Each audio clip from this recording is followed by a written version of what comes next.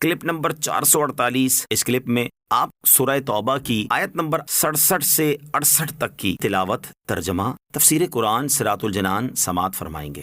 بسم اللہ الرحمن الرحیم۔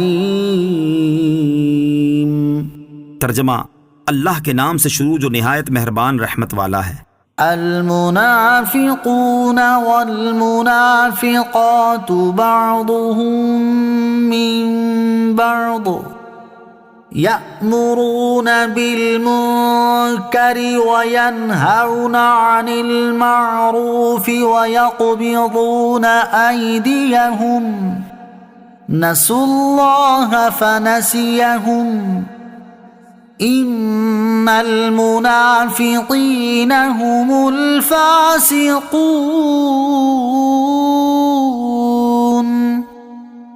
وعد اللہ المنافقین والمنافقات والکفار نار جہنم خالدین فیہا هي حسبهم ولعنهم الله ولهم عذاب مقيم۔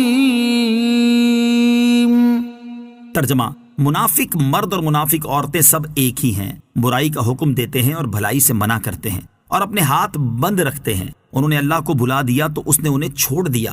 بے شک منافقین ہی نافرمان ہیں۔ اللہ نے منافق مردوں اور منافق عورتوں اور کافروں سے جہنم کی آگ کا وعدہ کیا ہے، جس میں یہ ہمیشہ رہیں گے۔ وہ جہنم انہیں کافی ہے اور اللہ نے ان پر لعنت فرمائی اور ان کے لیے ہمیشہ رہنے والا عذاب ہے۔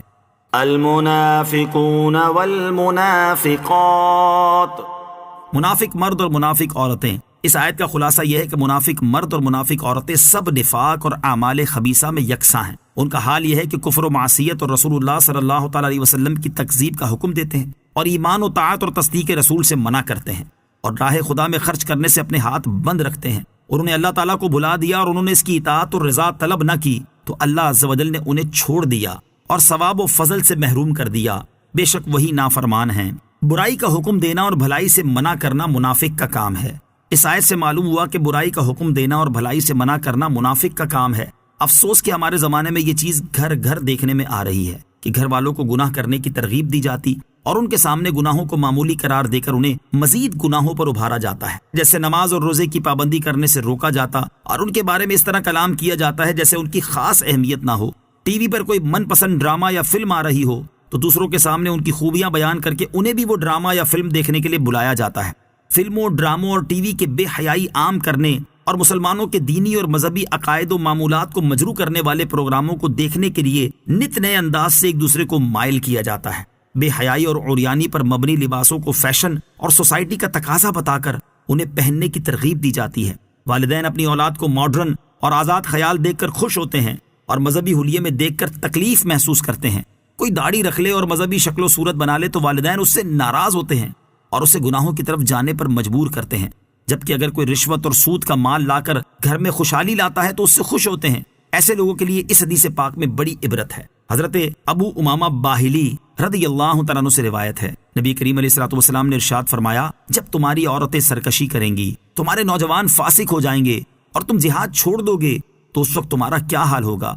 صحابہ اکرام رضی اللہ تعالیٰ عنہم نے عرض کی، یا رسول اللہ صلی اللہ تعالیٰ علیہ وسلم کیا ایسا ہوگا؟ آپ نے ارشاد فرمایا، اس ذات کی قسم جس کے قبضہ قدرت میں میری جان ہے، اس سے بھی زیادہ سخت ہوگا۔ صحابہ کرام رضی اللہ تعالیٰ عنہم نے عرض کی، یا رسول اللہ صلی اللہ تعالیٰ علیہ وسلم اس سے زیادہ سخت کیا ہوگا؟ ارشاد فرمایا، تمہارا کیا حال ہوگا جب تم نیکی کا حکم نہیں دو گے اور برائی سے نہیں روکو گے؟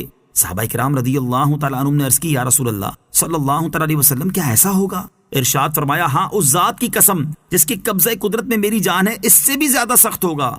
صحابہ کرام نے عرض کی، یا رسول اللہ صلی اللہ تعالیٰ علیہ وسلم اس سے زیادہ سخت کیا ہوگا؟ ارشاد فرمایا، اس وقت تمہارا کیا حال ہوگا جب تم نیکی کو برائی اور برائی کو نیکی سمجھو گے؟ صحابہ کرام رضی اللہ تعالیٰ عنہم نے عرض کی، یا رسول اللہ صلی اللہ تعالیٰ علیہ وآلہ وسلم کیا ایسا ہوگا؟